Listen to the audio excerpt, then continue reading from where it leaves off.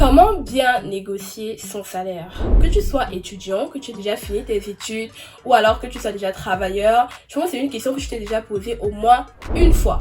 Que tu l'aies regardé sur Google, sur YouTube ou autre, forcément c'est une question qui t'est passée par la tête lorsque tu préparais tes entretiens d'embauche. Et dans cette vidéo, je tiens à te partager 3 conseils que j'ai appris de mon humble expérience, que ce soit en recherche de stage ou de travail, mais également l'expérience d'autres personnes autour de moi qui m'ont un peu appris ou donné des conseils comment je me préparais à cette étape-là. Donc je t'invite à rester jusqu'à la fin de cette vidéo car les 3 conseils que je vais te partager pourront certainement t'aider à mieux préparer tes prochaines négociations. Top, c'est parti.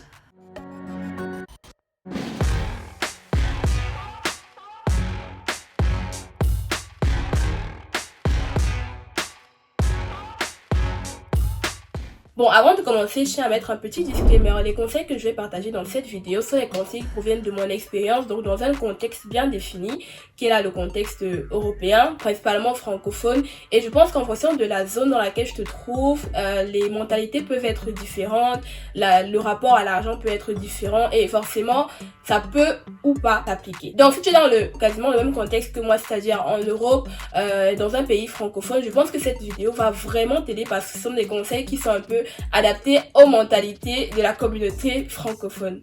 Le premier conseil, c'est de préparer ses arguments de négociation à l'avance. C'est un peu logique. Généralement, quand on se prépare pour des entretiens, on prépare un peu son CV, son cursus, tout ce qu'on a eu à faire jusqu'à présent. Mais les arguments de négociation seront en fait les raisons pour lesquelles la personne, l'employeur qui veut t'embaucher du coup, voudra te donner un salaire plus élevé.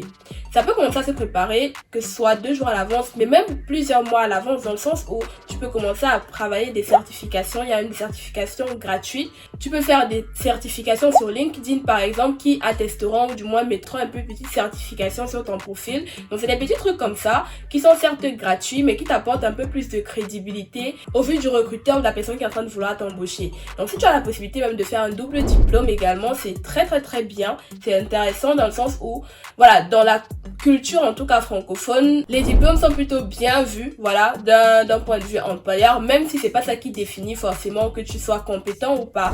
Mais si tu as la possibilité de le faire à un moment ou à un autre, fais-le parce que ce sont des éléments comme ça qui feront en gros tes arguments de négociation.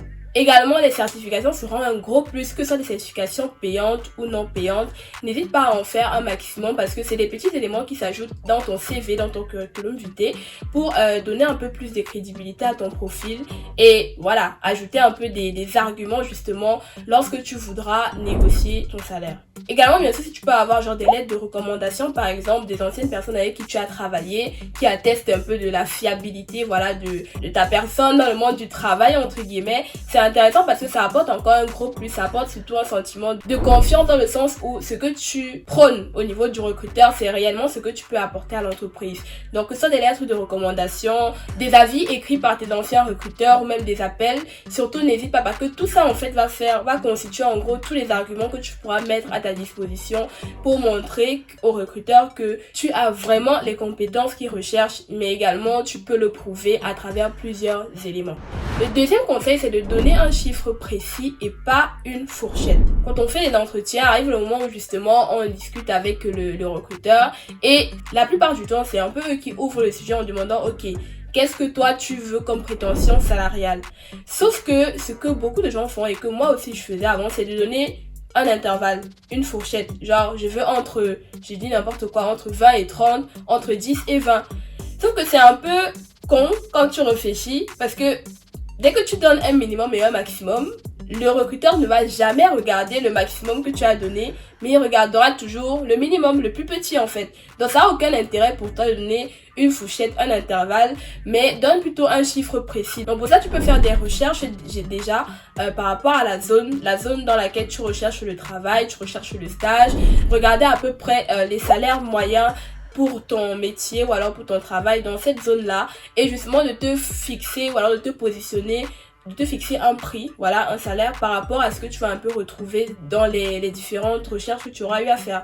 Tu peux regarder par exemple le site Glassdoor, c'est un site qui donne plutôt pas mal d'informations par rapport à ça où certains employés viennent un peu dire des salaires qu'ils ont eu par rapport à certains métiers, et par rapport à ça, tu peux te fixer un chiffre précis. C'est ce chiffre-là que tu donnes lorsqu'on te demande tes prétentions salariales.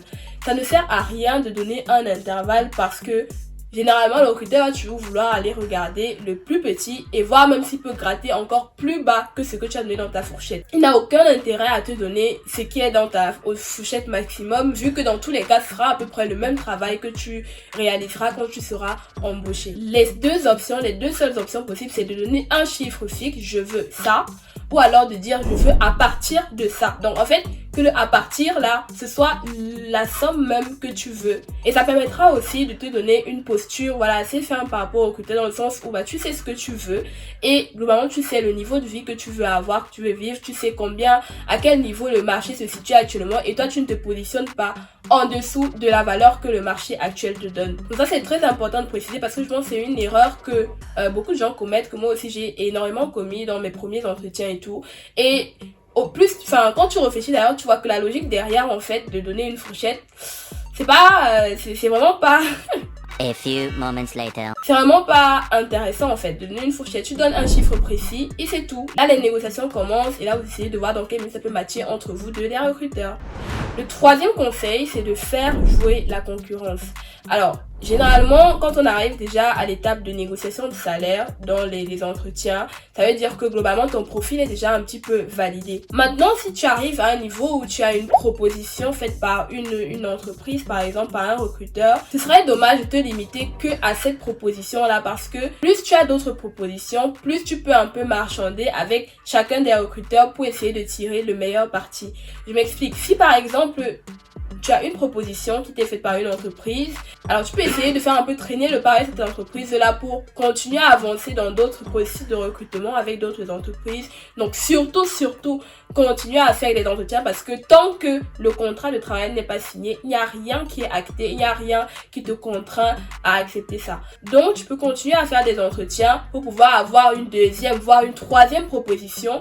Et là, ce sera plus facile pour toi, en gros, de marchander. En fait, tu seras un peu en position de force dans le sens où tu as 3 personnes qui te veulent et bah là c'est plus facile entre guillemets d'imposer tes standards et dire à telle entreprise que bon, comme vous voyez, il y a une entreprise qui veut bien me prendre, me propose X, mais bon vous du coup moi je me sens mieux avec vous, je pense que ça matchera mieux, que vos missions seront plus intéressantes, que le travail, voilà. Bref, cette activité m'intéresse plus, mais j'aimerais que vous fassiez encore un effort au niveau de salaire pour me donner tant. Comme ça, ce sera plus intéressant et on pourra matcher ensemble. Donc, dans cette situation-là, c'est beaucoup plus intéressant parce que tu es limite en position de force et tu peux donc faire jouer les négociations de chaque côté pour faire un peu monter la balance au niveau de tes 3 propositions. Pareil, si tu es même actuellement employé quelque part, ça peut être également un bon levier de négociation. Genre si tu arrives à avoir une proposition ailleurs où on te propose plus et au niveau de ton employeur actuel, tu peux donc lui dire voilà, alors j'ai fait une réévaluation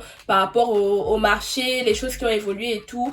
Et moi, je pense qu'actuellement, j'aimerais donc avoir tel montant comme salaire parce que d'ailleurs, il y a quelqu'un d'autre qui me propose ça ailleurs. Donc, là, si l'employeur, du coup, veut vraiment te garder dans ses équipes, il fera du coup un effort et sera plus intéressant de négocier justement le salaire à ce moment-là.